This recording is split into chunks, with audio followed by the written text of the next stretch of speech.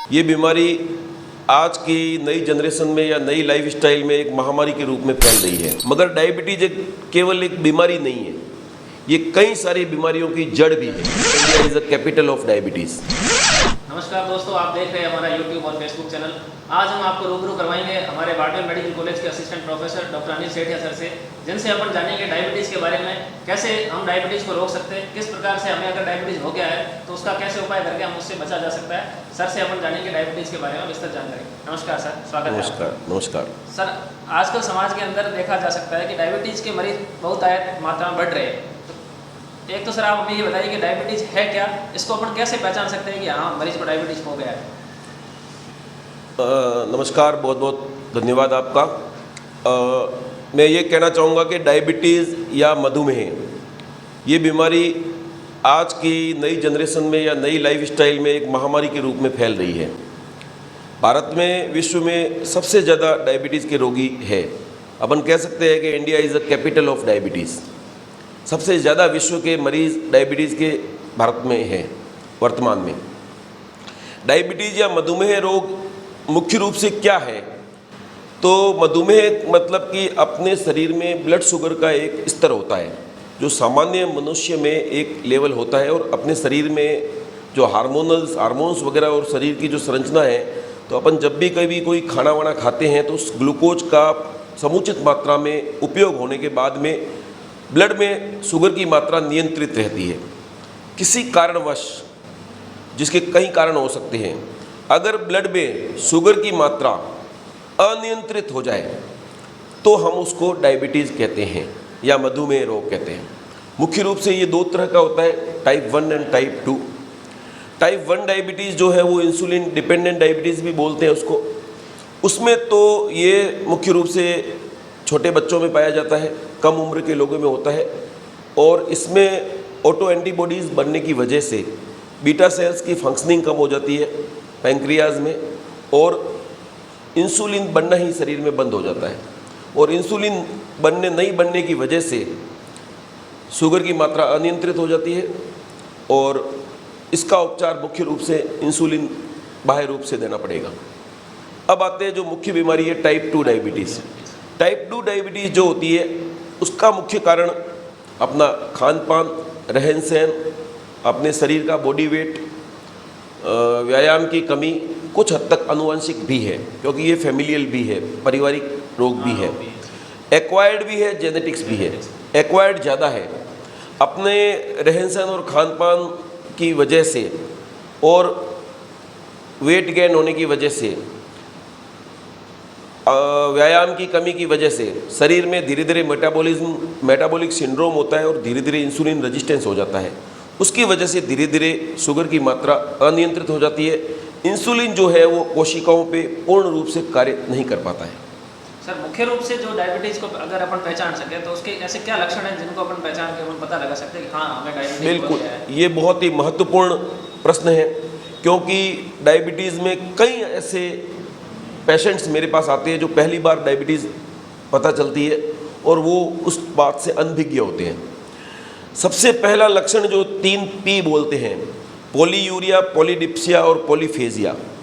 इन शुरुआती दौर में डायबिटीज़ में पेशेंट्स को भूख ज़्यादा लगेगी, पेशाब की मात्रा ज़्यादा आएगी, फ्रीक्वेंसी बढ़ जाएगी, उसको बार बार पेशाब के लिए उठना पड़ेगा, मुख्य रूप से उसको रात को भी पेशाब के लिए उठना पड़ेगा, और प्यास भी ज़्यादा लगेगी।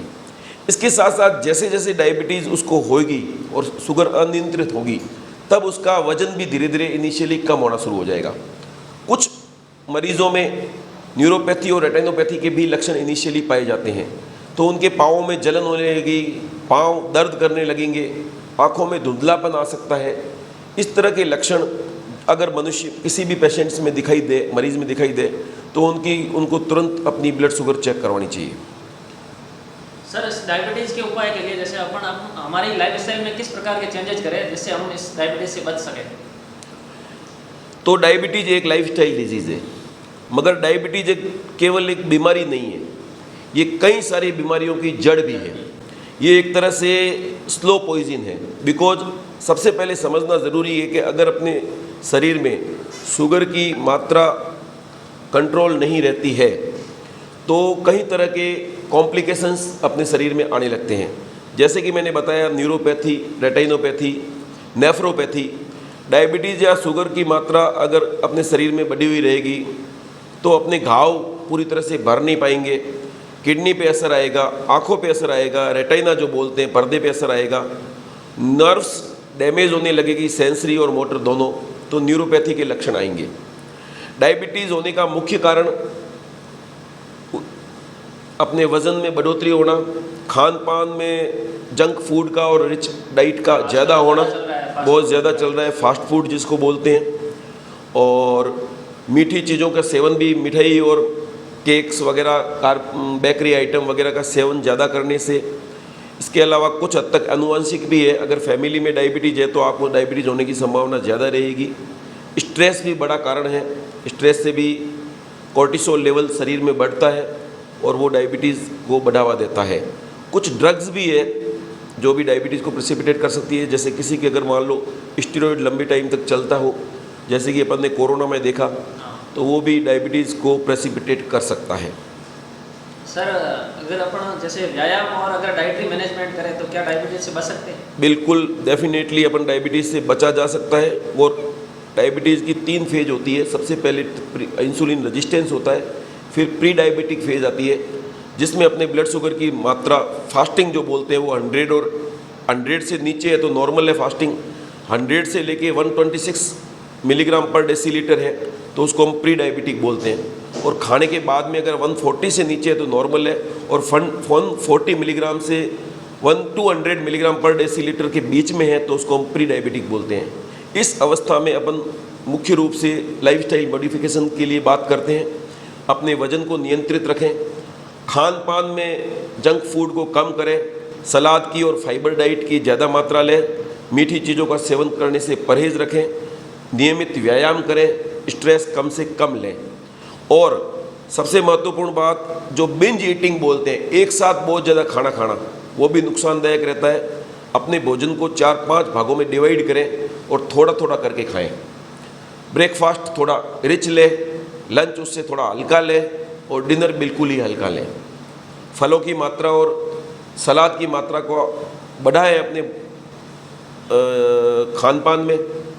नियमित रूप से व्यायाम करें, मानसिक तनाव को जितना हो सके उतना कम करें। जीवन को जितना सहज और सरल ढंग से जिएंगे उतना हम इस बीमारी से बच सकते हैं। थैंक यू सर, ये थे हमारे डॉक्टर अनिल जी सेठिया जिन्होंने हमें बताया डायबिटीज़ के बारे में। तो जुड़े रहिए हमारे पेज से और जानिए अलग अलग बीमारी के बारे में कैसे आप उनसे बच सकते हैं। Thank you.